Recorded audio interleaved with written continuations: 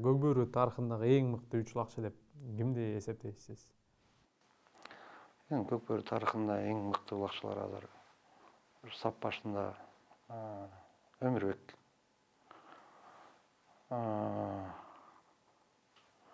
Манас, Дастан Ушламов, жаштардан жаңы чыгып аткан. Азыр мыкты көп сап башында 3 деп айтыш кыйын. Сап башында 10 деп айтыш керек азырчы. Азыр мыкты болот, баары мыкты. Мына быйыл Мирбек Муташев мыкты болуп кетти. Ар бир туруп сайын жаңы. Сап башында 3 деп айтышка кыйын болуп калат. Сап башында 5 же 10 деп айтыш керек да. Анан азыр 3 баланы айтсаң, азыр комментарий жазышы мүмкүн да. Адам бул мыкты эмеспи депчи. Эмне үчүн муну айткан жок депчи. Бул намыста иштеп атпай ошон үчүн Нурсултановду айтты. Эмне үчүн тигин айткан жок деп. Супер акция.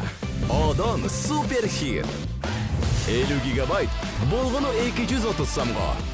Эмнеге ашыкча төлөш керек? Интернет, банк, кызматтар, сатып алуулар жана бонустар. Баары бир Мой О тиркемесинде. Супер хитти азыр кошуп ал. Сап башында бир 10-дукту айтыш керек, же болбосо 5 баланы айтыш керек болуп калды азырчы. Мыкты балдар көбөйүп кетти.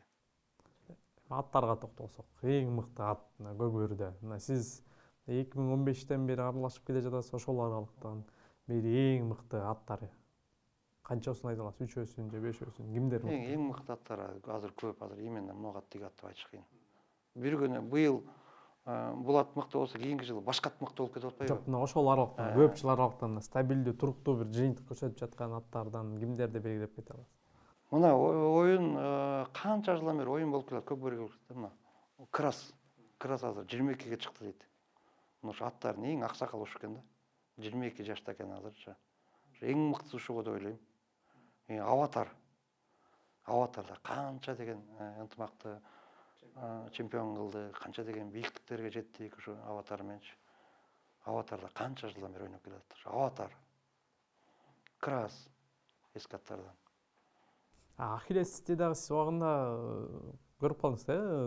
Ахиллес менен да иштешип калдым. Ахиллес тууралуу айтсаң. Ахиллес дагы, Ахиллес энд бул легенда да, айтып түгөтө албайсың. Ал энди Ахиллес жөнүндө даже бир кино тартса болот.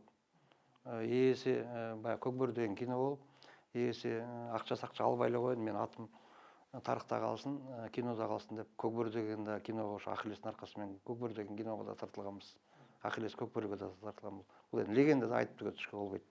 Ахиллес өтө мыкты ат болчу. Кыскача мына өзгөчөлүктөрүн өтө мыкты болчу. Анан көкбет болчу да, көкбет болчу. Баягы уже оюн жакындаганда эле ал өзүнүн баягы чөбүн жемин азайтып, мыкты спортсмен болчу да. Азайтып уже билчү. Сбор башталганда эле билип, жемин чөбүн азайтып эле өзүнүн формасын кармап, бирок оюнда ошону көрсөтчү да алчу. Оюнда көрсөтүп, мыкты экенин далилдечү да. Өзүнүн мыктысын, эмесин, ишин так аткарып койчу. Өтө көкбет ат болчу. Сарайда турганда мындай тура берет.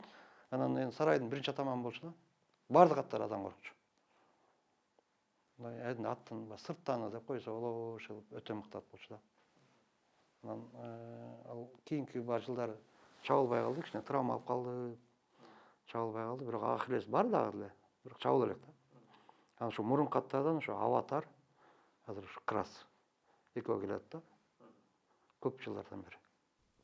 Анан мына учурда сиз башка мына командаларда аттардан кайсыларды баалап кыялдаңыз, ушул ат намыска келсе деген аттар барбы? Эми көп аттар бар энди. Башка ар бир командада бар. Анан энди аттарын айтпай эле коеюн, сыр бойдон эле калсын.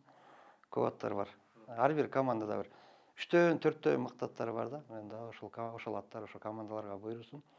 Анан ушул аттар мага келсе, менсем деген деле ойдон алысмын. Анан өстө деле азыр аттар жетиштүү.